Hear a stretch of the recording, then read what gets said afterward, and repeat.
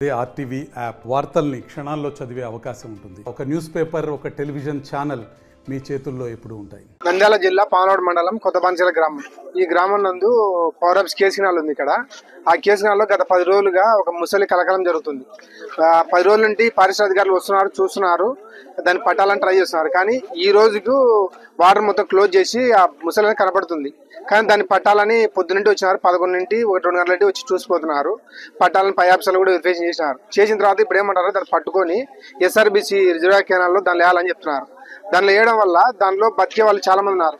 జాలర్లు ఉన్నారు, చేపలు పడుతుంది, 150 మంది ఉన్నారు.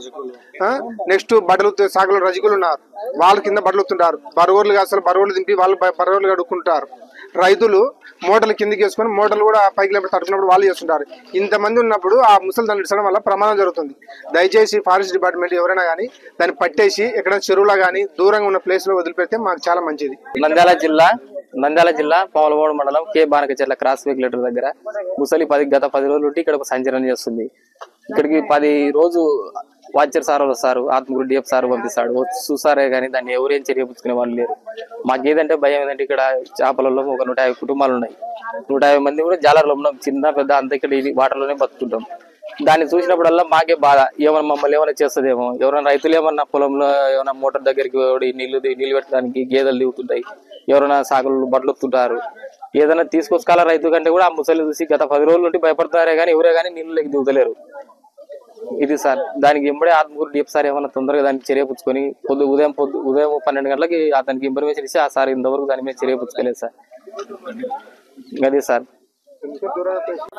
కొత్త బానకచెర్ల ఈడ చేప మత్స్య కార్మికులం మేము.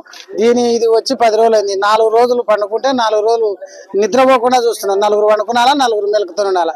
ఈ ముసలి వచ్చింది చాలా భయపడి వస్తున్నాము. రైతులు కూడా చాలా భయపడుతున్నారు. మోటార్ల దగ్గరకు పోతే ఎంతో ఆందోళన జరుగుతుంది. దాని పరిస్థితి జరిగిందనుకో ఆ నాయన లేదు, అమ్మ లేదు, మమ్మల్ని కాపాడే దిక్కే లేదు. ఆ తర్వాత వాళ్ళు వస్తున్నారు, పోతున్నారు. ఫారెస్టర్ వాళ్ళకు చాలా నమస్కారం చేసి మొక్కుతాము. దాన్ని తీసుకుపోయి ఎక్కడన్నా దాని రిజర్వాయర్లో వరదరాజు ఎక్కడో వదిలేస్తే మేము ఎంతో సంతోషపడతాం. ఫారెస్టర్ వాళ్ళకు నమస్కారం చేస్తాం. ప్రభుత్వానికి ఎంతో సహాయపడుతున్న వాళ్ళు అవుతారని మేము మరి వాళ్ళకు మొక్కి చెప్తున్నాం. శేషులు కొత్త బానకచెర్ల కేసుకినాలు దగ్గర ముచ్చులుంది. ఇక్కడ వాటర్ తగ్గింది. ఇదల్లా రైతులు ఉరమలు కోస్తున్నారు. వాళ్ళు ఏం పాలిస్తున్నారు అడిగితే దీన్ని ఇస్తామంటున్నారు. ఎస్ఆర్బీసీలో ఇస్తామంటున్నారు.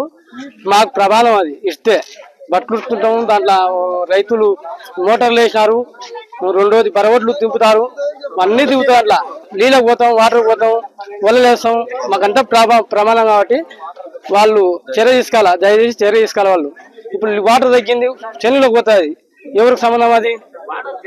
వాళ్ళకి సంబంధం, మాకు సంబంధం. అది పార్టీకి సంబంధం. అది పార్టీకి సంబంధం అంటే వాళ్ళు దయచేసి 6 అయితే టైం నైట్ ఏం పట్టుకుంటారు వాళ్ళు వచ్చి, నైట్ పట్టుకుంటారు వాళ్ళు వచ్చి, పట్టుకుంటారు కదా నైట్ వచ్చి వచ్చారు, నైట్ అయిన పోతుంటారు. రేపు రాత్రి అట్లా పోతే మాకు ప్రాబ్లం కాదు.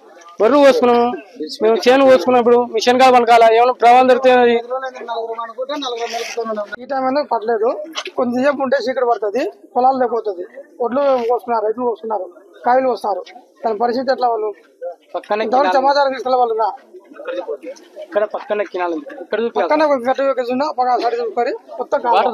మరిన్ని వీడియోస్ కోసం ఛానల్ ని సబ్స్క్రైబ్ చేయండి. లేటెస్ట్ అప్డేట్స్ కోసం వాట్సాప్ ఛానల్ ని ఫాలో అవ్వండి. అండ్ లింక్ డిస్క్రిప్షన్ లో ఉంది.